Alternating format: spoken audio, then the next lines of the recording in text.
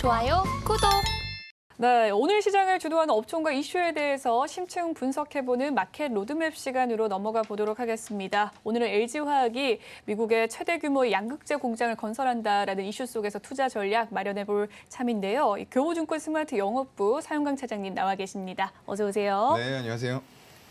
네, 이 LG화학이 4조 원을 투자해서 미국 최대 규모의 양극재 공장을 건설합니다. 이 미국 ARA법 등 글로벌 전지 소재 시장의 변화에 좀 대응하기 위한 IRA법이죠. IRA법 등 이 변화에 대응하기 위한 포석으로 풀이가 되는데요. 네. 오는 25년쯤에 양상에 들어갈 예정이라고 합니다. 향후 그 효과는 어떨지 좀 다각도로 살펴봐 주시죠. 글쎄요. 일단 우리가 좀 효과는 먼저 다른 업종에서 봤던 적이 있어요. 하나솔루션에 대해서 좀 많이 들어보셨을 겁니다. 일단 그쪽은 최대 세액공제 혜택이 10%예요. 근데 이쪽 2차 전지 관련해서는 30%입니다. 그만큼 친환경 딴에서도 전기차에 대해서 미국이 올인을 하겠다라는 전략을 보여주는 게 세제 혜택 공제 이런 쪽들에서 숫자의 차이로 드러나는 거예요. 그런데 하나솔루션 같은 경우가 기존에 미국에서 1.7기가와트 하고 있었습니다.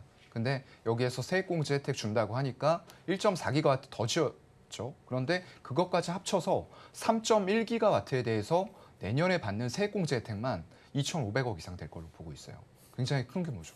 실적을 빼고 세액공제 혜택만 그 정도입니다.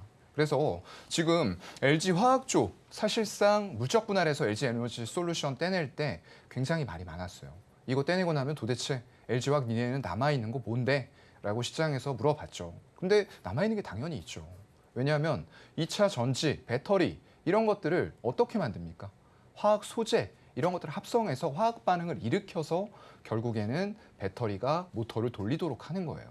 그렇기 때문에 결코 LG에너지 솔루션을 떠낸다고 해서 그쪽에 남아있는 게 없다라는 부분은 완전히 잘못된 생각이죠. 네. 그래서 시너지 효과가 충분히 날 수 있는 물적 분할이었다. 다만 이제 그 당시에 물적 분할이 워낙에 이슈가 되다 보니까 주주라던가 굉장히 질타를 많이 받았던 부분들은 있겠으나 그래도 지분 지금 잘 가지고 있고요. 그 지분 가치는 날이 갈수록 증대가 되고 있습니다.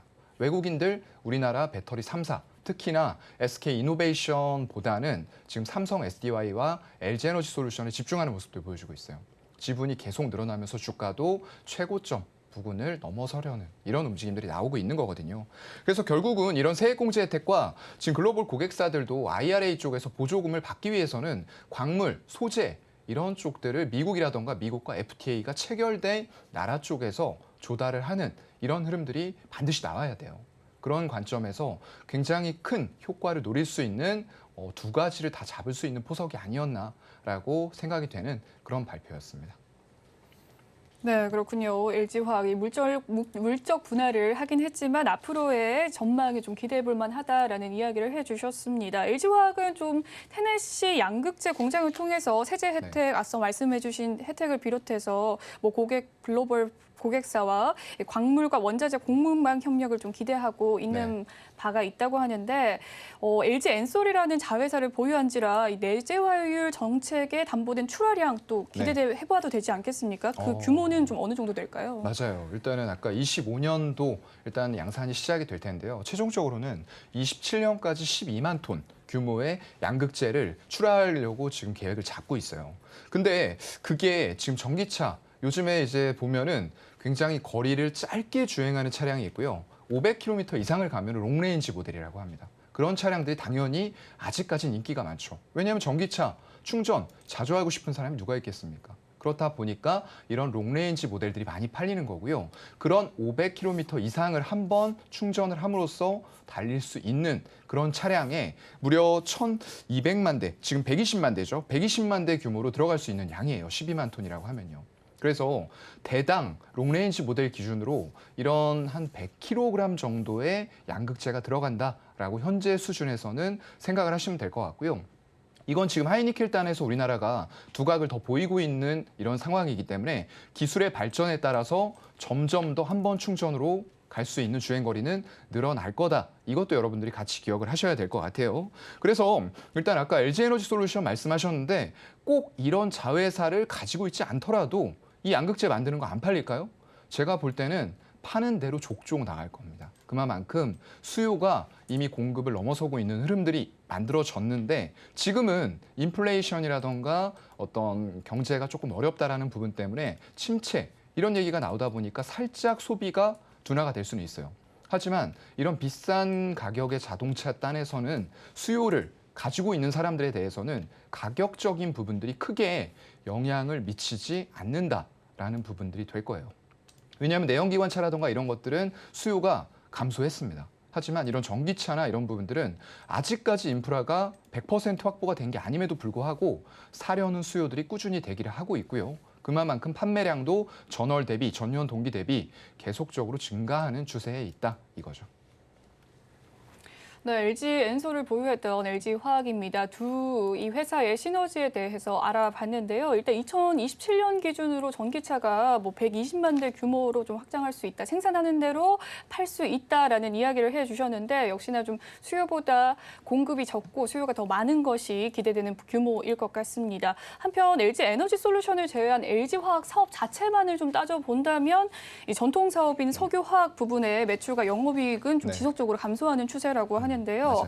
다만의 이 첨단 소재 부분은 꾸준히 성장하고 있고요. 네. 이 석유화학 시황의 악화로 인해서 LG화학의 좀 새로운 성장 동력은 첨단 소재와 네. 배터리가 좀 자리매김하게 될지 궁금하고 네. 또 주가는 어느 정도 상승을 할 수 있습니까? 맞아요. 일단은 지금 첨단 소재도 굉장히 좋은 분야예요. 하지만 배터리가 확실한 미래의 성장 동력으로 자리를 잡았다라고 생각이 되는 부분이고요. 거기다 첨단 소재까지 친환경 위주로 해서 여러 가지를 같이 하고 있습니다. 당연히 지금 기초화학 쪽은 굉장히 좋지 않아요.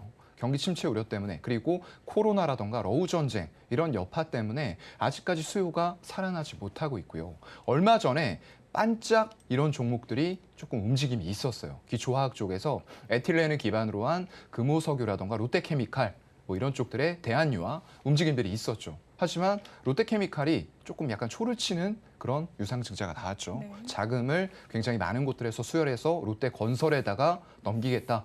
이런 얘기들 나오면서 또 흐름이 일단은 꺾여 있는 상태예요.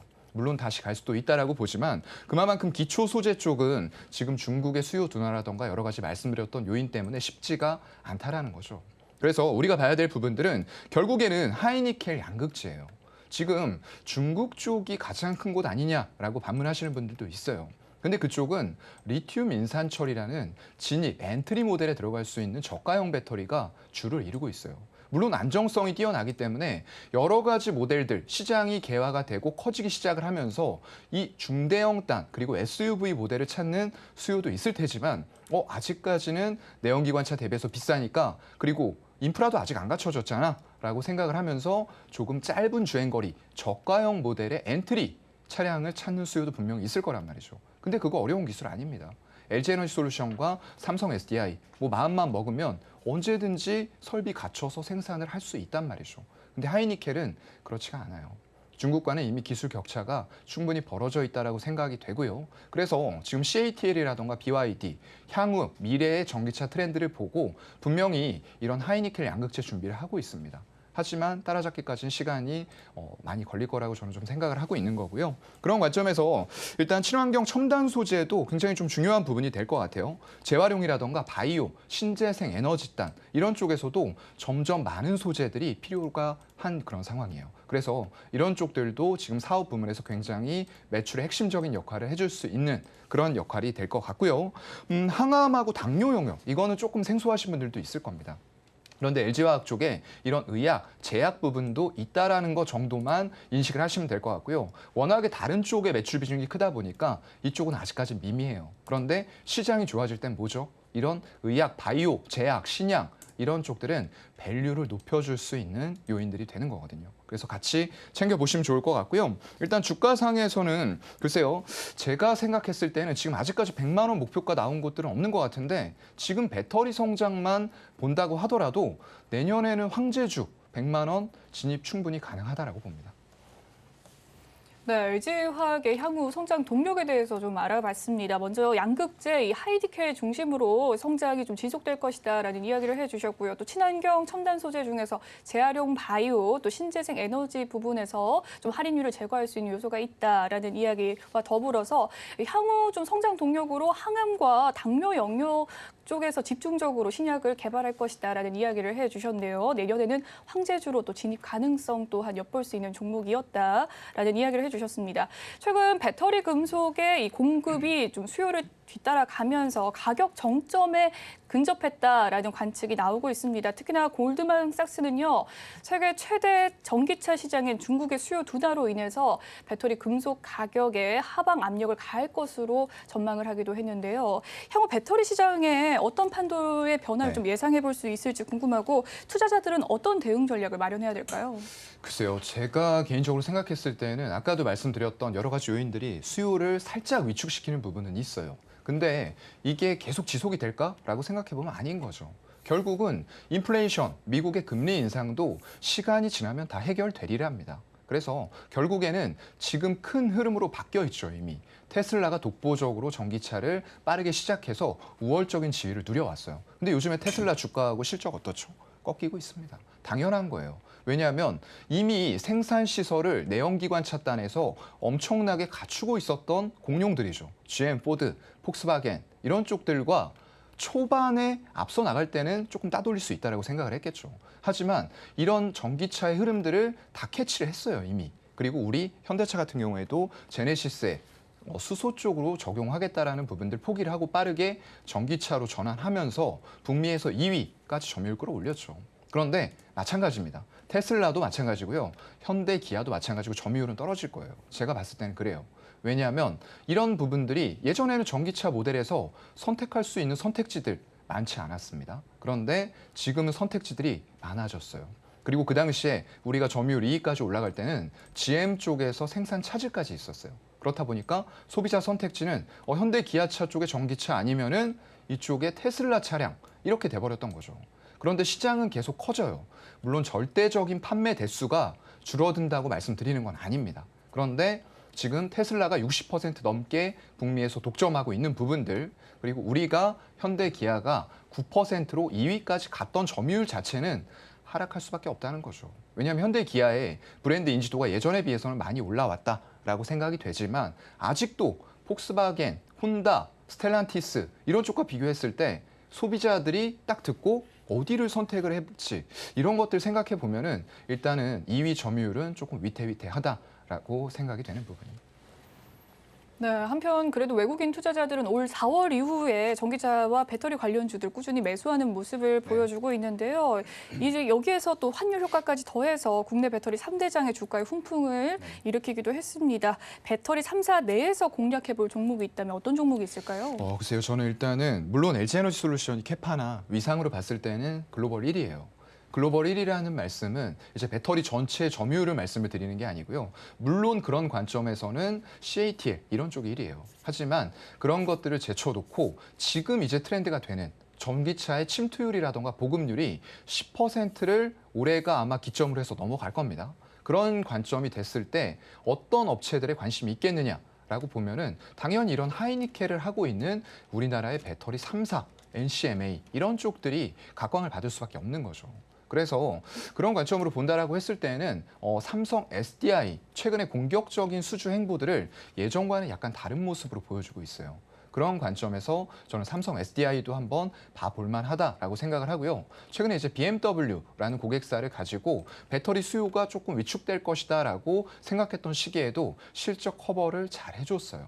거기다가 최근 화두가 되고 있는 건 지름 21에 높이 70인 2170 배터리가 아니고요. 그걸 더 키워서 출력이라던가 주행 거리를 늘린 4680 원통형 배터리가 각광을 받고 있죠. 근데 그거 제대로 양산할 수 있는 기술을 갖춘 곳 아직까지 없습니다. 지금 삼성 SDI도 이걸 개발 중인 거예요. 근데 가장 앞서 나가고 있기 때문에 결국은 가장 빠르게 이 배터리를 양산을 할 수 있을 거다라고 생각을 하고요. 그렇게 됐을 때 젠6 배터리를 BMW 주 고객사 쪽으로 납품하면서 굉장히 실적의 추가적인 상승 행보가 이어질 수밖에 없다라고 생각이 되고요. 다른 미국 쪽에 지금 우리가 합작 법인 추진하고 있는 곳이 10곳이 넘습니다. 그런 곳들도 향후에 배터리가 부족할 것들, 그리고 LFP가 아닌 하이니켈단에 대한 배터리 수요가 늘어날 것이다라는 걸 이미 다 자체적으로 알고 있겠죠.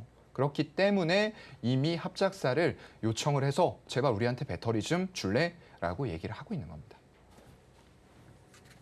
네, 외국인 투자자가 계속해서 배터리 관련주에 추가 매수를 하고 있는데 삼성전자 탑픽 종목으로 제시를 해주셨거든요. 네. 가격 제시 좀 해주시겠습니까? 목표가 어느 정도 예상해보면 좋을까요? 네, 최근에 주가 상승이 좀 가파르게 있었어요. 지금 9월 말 정도에 바닥을 다지고 한 55만 원대에서 올라왔습니다. 급하게 올라왔죠. 그 올라온 가격이 작년 11월 고점이었어요. 그렇다 보니까 76만 원을 돌파 2번 시도했는데 제대로 돌파하지는 못했습니다. 일단 좀 꺾이는 와중이고요. 다만 외국인의 지분율은 계속 유지가 되고 있어요.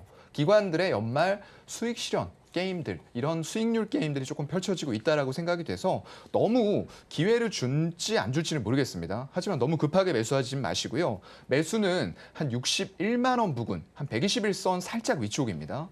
거기까지 분할로 기회 준다면 매수를 하시고요. 목표가는 1차적으로 81만 원 본 이후에 향후 주가 흐름 보면서 추가적인 상향도 충분히 가능한 종목이다 말씀드리겠습니다.